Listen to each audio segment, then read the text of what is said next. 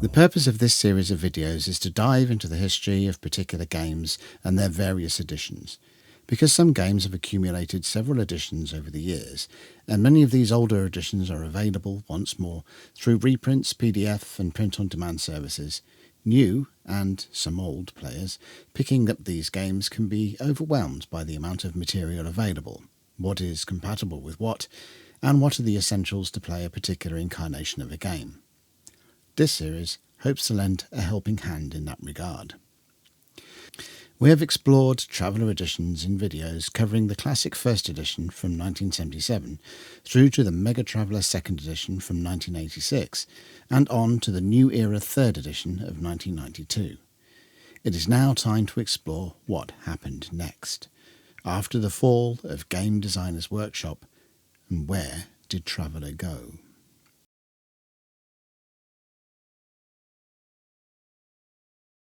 In 1996, GDW, the original publishers of Traveller, fell upon hard times. Some of this was in part and parcel of the struggles role-playing game companies were having in the mid-1990s to the end of the decade in general. But a lawsuit with industry giants TSR around the fantasy game Dangerous Journeys didn't help.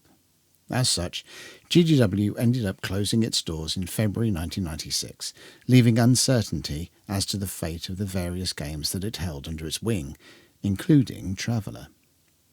With the closure of GDW and the rights for certain of their games up for sale, the primary author of the original Traveller game, Marc Miller, stepped in, forming a new company, Far Future Enterprises, or FFE, to essentially be a rights-holding vehicle. Miller picked up the rights to Twilight 2000, 2300 AD and, of course, Traveller, for which the IP had reverted to him as designer of the original game.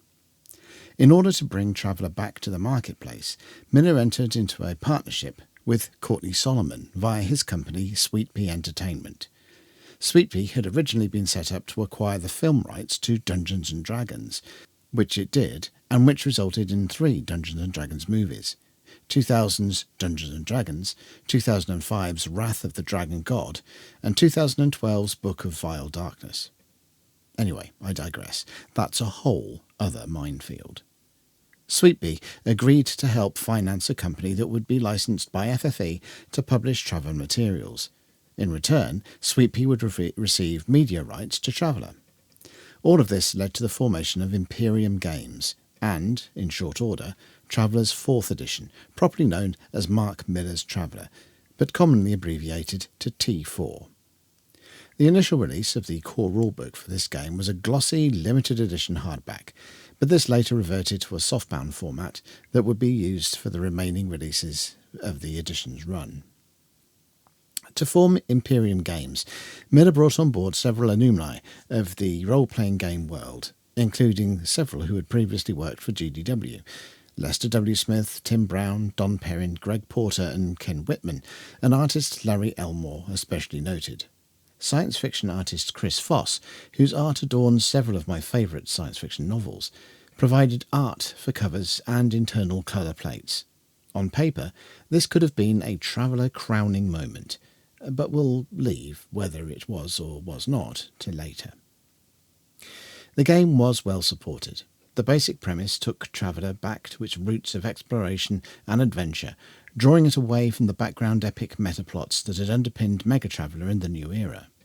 To achieve this, the core setting was brought back to the start of the Third Imperium that had served as the default playground for classic Traveller, right back, where the classic game's background source material had described the Imperium over a millennium after its founding.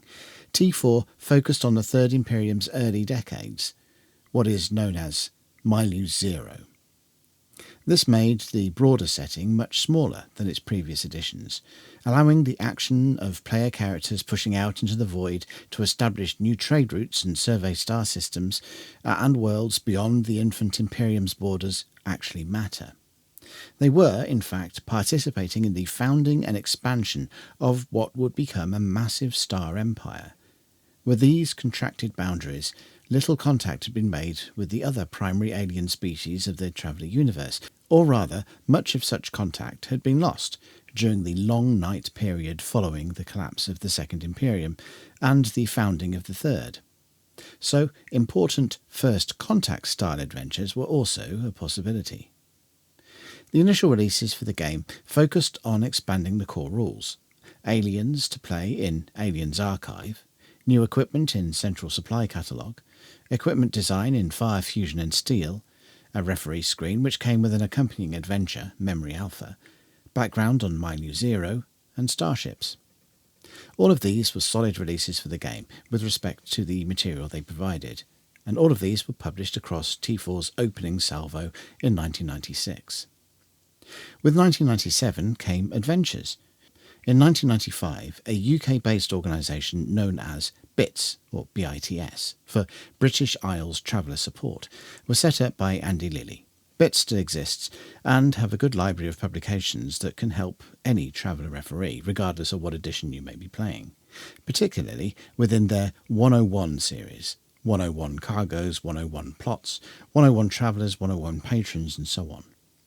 BITS had published an adventure, The Long Way Home, in 1996, and Imperium Games came to an agreement with them to bring this into the then current official Traveller fold. With David Burden, Lilly worked with Imperium to expand the original into 2 volumes, which became Traveller Adventure 1, The Long Way Home, and Adventure 2, Gateway, in 1997. Not to be mistaken for my beloved Gateway Sector, which, as you may have picked up from my previous Traveller videos, is my favourite place to fly through space. Adventure 3, An Elylic Run, came hot on the heels of these volumes, presenting a compilation of short adventures by James M. Ward. Anomalies continues this trend with further 9 adventures. Emperor's Arsenal and Emperor's Vehicles further expanded equipment catalogues. Imperial Squadrons, the next volume released, presents characters play options that break the mould of the person that has just left service default. Here, the concept of characters that are still in the military service is explored, particularly with a view to the ever-expanding nascent Third Imperium. Alongside this book, and because a fair chunk of the play action could take place on very large starships, came the Naval Architect's Manual. This book is basically a compilation of generic floor plans for such facilities as staterooms, medical centres, engineering sections, and so on. While it is fairly easy to chart out a floor plan for smaller vessels, such as those a standard Traveller group might have at their disposal, this manual comes into its own when the much larger scale of naval warships is in play. Pocket Empires describes the establishment and expansion of a domain, from a single world into a cluster. In some ways, this volume is a sequel to New Era's World Tamer's Handbook, with the latter covering establishing colonies and surviving, and the former describing building infrastructures, establishing economic systems and managing populations. The 2 works aren't obviously stated as such, and are connected with very different editions of the Traveller game, but they do have a natural relationship in scope. Rounding out 1997 were the books Psionics Institutes, which extends the Psionics rules from the core rulebook and explores Psionic Institutes in a time where, unlike the period explored in the classic Traveller game, Psionics were a much more accepted thing. And First Survey. This book provides universal world profile data for Corridor Vland, Lishan Antares, Gushamig, Dagudashag, Kor Ilelish and Masilla sectors, the primary focus of My New Zero. It is split into 2 parts, the first giving partial data, which is for players and reflects the known or assumed state of play on worlds that have not yet been fully contacted, and the second providing full data. The data uses information from previous editions of Traveller that described the Third Imperium later in its history, and has backdated that data to an early years Third Imperium period. Only 2 volumes in the T4 line were released in 1998. Gateway to the Stars is a novel, and Missions of State is a compilation of adventures aimed at noble and political characters. And that was that. At some point during the T4 run, Sweet Pea bought up much of the Imperium Games stock and took over day-to-day operations.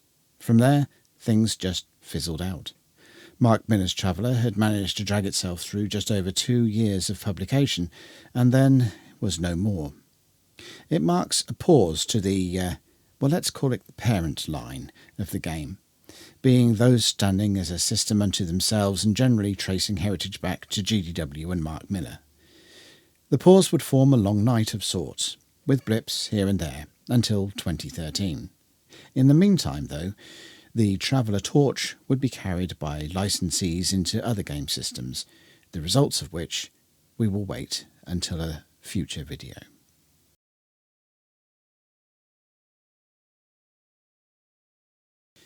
The concept of play within T4 is little different to that of previous or any other version of Traveller. By default, this involves a group of individuals, the player characters, who work together in order to survive and prosper. Options for doing so include engaging in mercantile trade, carrying out a variety of missions in the employ of one or more patrons, exploration, piracy, and stumbling on situations by accident. Usually, a given group will engage in a mixture of 2 or more of these. Further options include operating within a military unit, mercenary or otherwise, building a political entity via the rules outlined in Pocket Empires, staffing a naval starship via Imperial squadrons, and anything else a Traveller referee can devise to entertain and challenge players of the game within the science fiction setting. The default setting of T4 is -0, describing the earlier period of the Third Imperium, which serves to emphasise the potential importance of the character's actions within the context of the newborn and growing Star Empire. However, the rules can be used to depict any period within Traveller's default setting, or to describe any science fiction setting with some additional work. As previous editions of Traveller, characters are defined by 6 characteristics, here named Strength, Dexterity, Endurance, Intelligence, Education, and Social Standing. These are generated by rolling 2 6-sided dice for an initial range of 2 to 12, but this can alter during the character generation process. Generating a character involves running through a background generation process, through which the bare bones of the character's prior history, including education and career path, are assembled. Skills, equipment, funds, promotions, and injuries are accumulated during this process. At the end of character generation, the character musters out and begins a new life as a travelling adventurer, or whatever path has been laid out as the basis for the game campaign ahead. The character generation process folds elements of Classic and Mega Traveller with the New Era edition of Traveller. For example, a character's homeworld has a direct effect on skill acquisition. Players familiar with any prior or current edition will feel at home within these rules. T4 embraces the categorization of skills into clusters of related skills and cascades of related skills where knowledge is somewhat transferable. For example, disguise and forgery belong to the clandestine cluster, but being able to forge passage documents does not make you any more or less skilled at altering your features to look like someone else. On the other hand, Longblade and Shortblade are both as part of the Blade Combat Cascade. Learning how to wield a sword gives you some knowledge of how to wield a dagger. Task resolution generates target numbers in a similar way to New Era, that is, relevant characteristic plus relevant skills level. Where New Era named this a task's asset, T4 sticks with the more descriptive label of target number. Unlike New Era, T4 embraces variable characteristics for skills. So, for example, where New Era assigns the agility characteristic, equivalent to T4's dexterity, to the music skill, T4 assigns music to intelligence or dexterity. For such skills, the lowest of the listed characteristics is taken forward to generate the target number. Target numbers are rolled against in an equal to or less for success, using a variable number of dice according to the difficulty of the task. This is a departure from any prior Traveller rule set, where the dice rolls remained fixed with potential modifiers, and the target numbers altered by difficulty. The broad probabilities of success and failure are, however, retained to a certain degree. In T4, the higher the difficulty, the more dice are rolled. and thus the likelihood of success against a given target number is reduced. The difficulties and their target numbers are easy, automatic success, or roll 1.5 six-sided dice if using a skill level of 0, which is a step up from completely unskilled. Average, 2 dice. Difficult, 2.5 dice. Formidable, 3 dice. Staggering, 3.5 dice. And impossible, 4 dice. Given the average characteristic score is 7, and a reasonable pro-level skill is rank 2, a working target number of 9 is not unreasonable. This would then mean an average 2d6 difficult roll would be expected to succeed, and a formidable 3d6 one would be expected to fail. By the way, the 0.5 dice rolls are essentially indicating uses of 3-sided dice, either by dividing the results of a d6 by 2 or by using a d6 marked 1 to 3 twice, or some other method of generating a result between 1 and 3. With a fixed number of dice to roll, any nuance in conditional situation that might make things easier or harder away from the basic target number and the default difficulty result in positive or negative modifiers to the target numbers. For example, a difficulty modifier of +3 against a target number of 9 would result in an effective target number of 12 for the given situation. Spectacular failures and successes are handled by the natural dice results. If you roll the minimum possible for the die roll formula used, e.g. 2 on 2d6 or 4 on 3.5 or 4d6, then a spectacular success has been achieved. Remember, in this edition, rolling low is key. While rolling 2 6s, regardless of the number of dice rolled, produces a spectacular failure. Combat is performed using the task resolution system. Range is set by range band, using an outdoor scale of 15 metres per band and an indoor scale of 1.5 metres per band. Movement is 1 outdoor range band per turn, or 10 indoor range bands, adjusted by movement status, running, walking, crawling, and so on. For ranged attacks, the difficulty, and therefore the number of dice rolled, is set by range. The same range category is independent of the weapon used. Ranges are contact, very short, short, medium, long, and very long.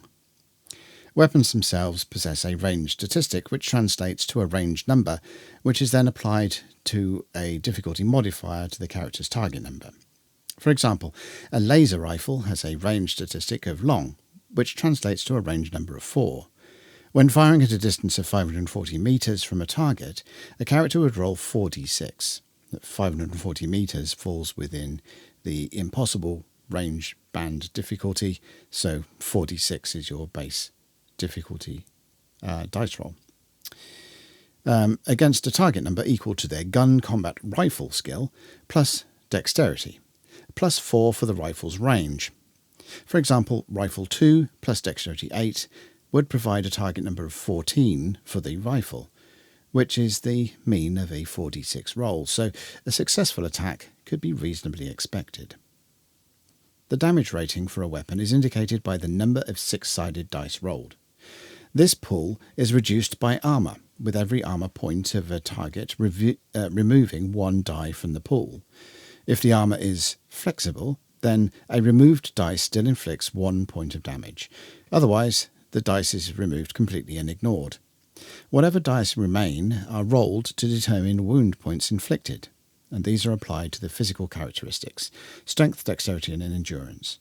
Each dice rolled, or each single point inflicted from a die removed due to flexible armour, forms a single wound, and each wound is applied in full to a single characteristic.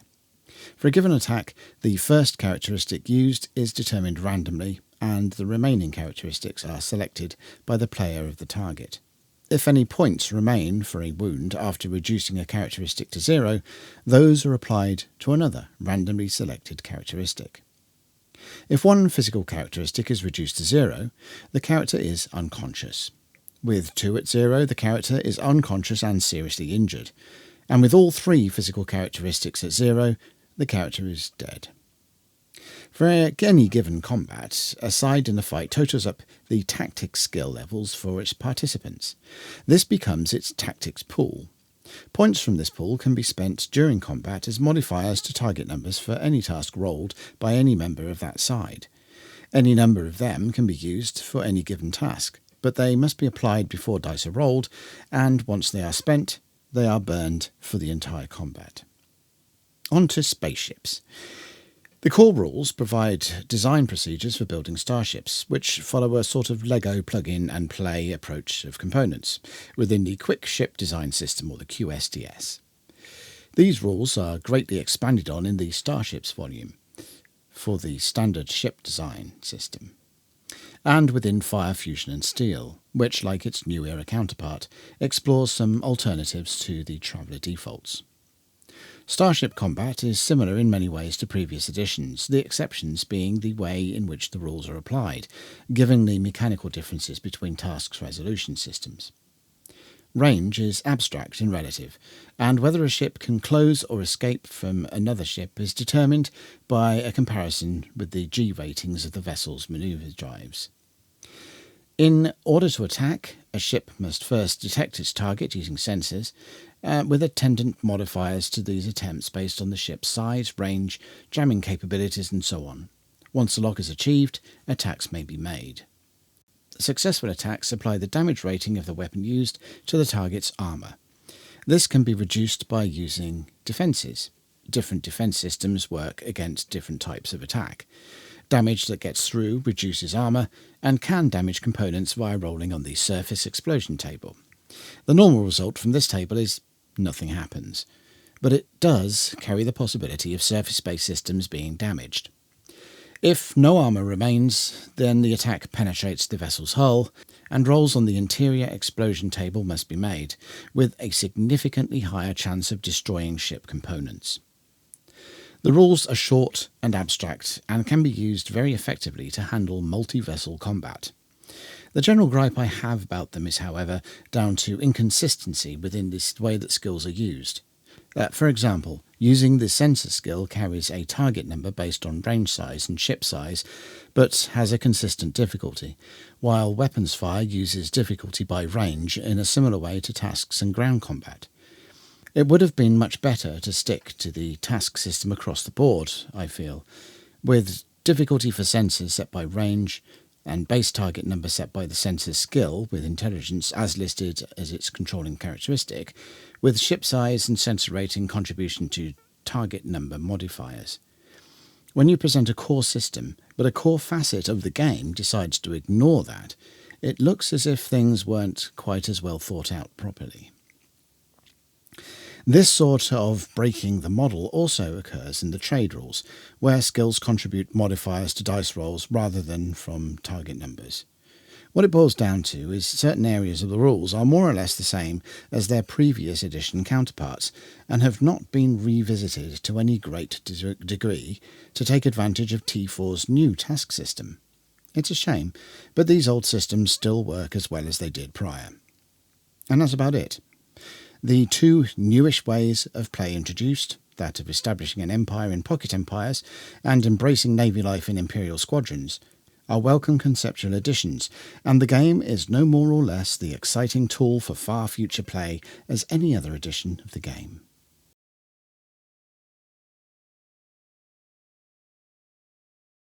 The core task mechanic that underpins most of Marc Miller's Traveller is a different but good departure from the simpler dice rolls used in other Traveller editions, except T5, where it is retained.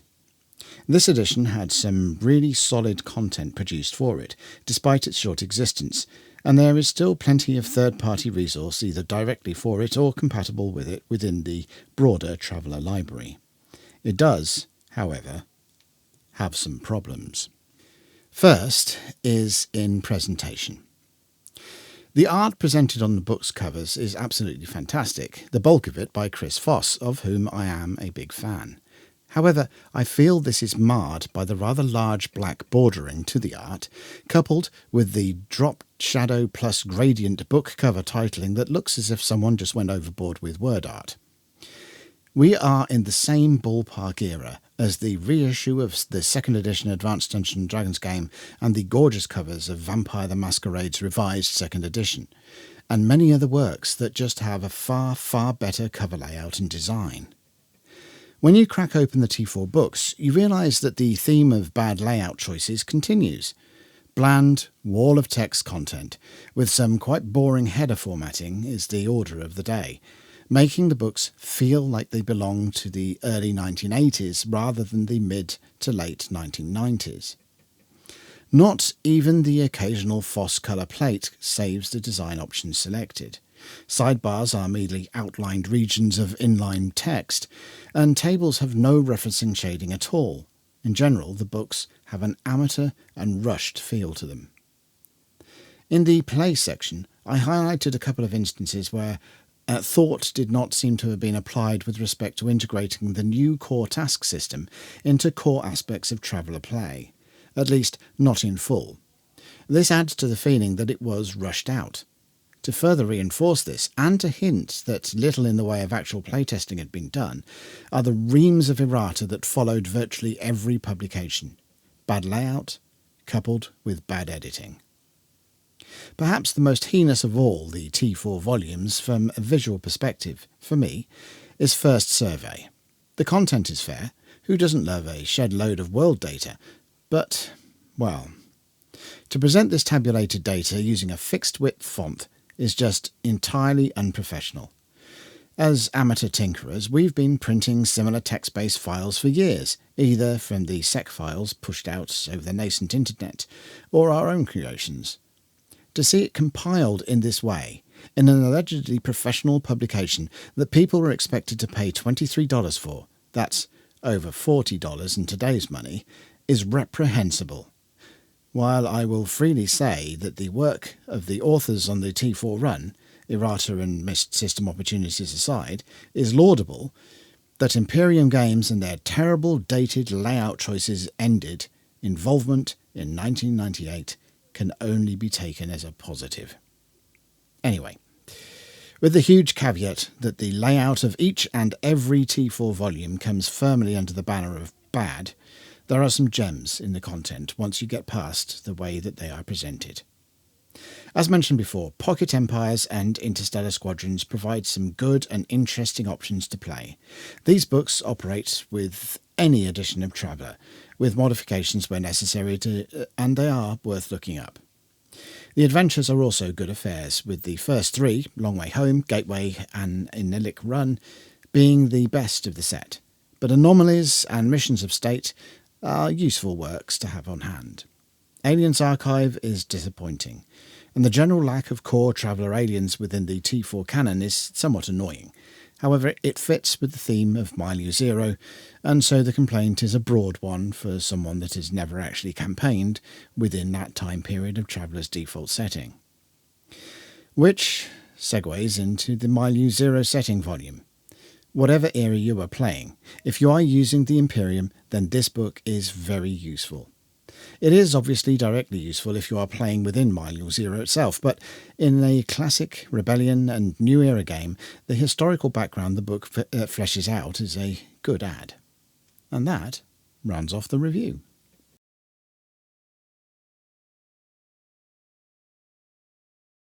The core rulebook is the obvious essential, and contains everything that you need to play. Further volumes provide bolt-on additions to that core. Of those, I suggest Central Supply Catalogue and Starships are really the nearest the rest get to being essential. In the New Era video, I extolled the virtue of the Fire, Fusion and Steel volume. Do not mistake that for its T4 equivalent. There are some good elements to T4's version, but this book, especially, is hampered by the game's awful layout. If you are a gearhead and the T4 rules appeal, then this version of Fire, Fusion and Steel becomes an essential. It is, however, a mere shadow of its predecessor.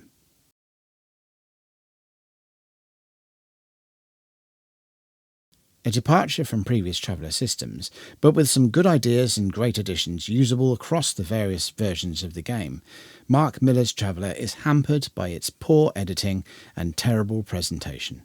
The whole canon is available through DriveThruRPG and from Far Future Enterprises. Links are in the description. Next up on my channel, we are heading towards doing a review of the 4th edition of Dungeons & Dragons. A bit of a video essay on Edition Wars, and just the usual odds and sods and run-throughs. Probably next, but, I've said that before, will be a review of Expedition to the Barrier Peaks, the Goodman Original Adventures Reincarnated edition and the original. That will then round out the full set of the Original Adventures Reincarnated volumes to date. So, until the next video and we meet again, take care, have a great weekend or whatever you're doing, and until we meet again.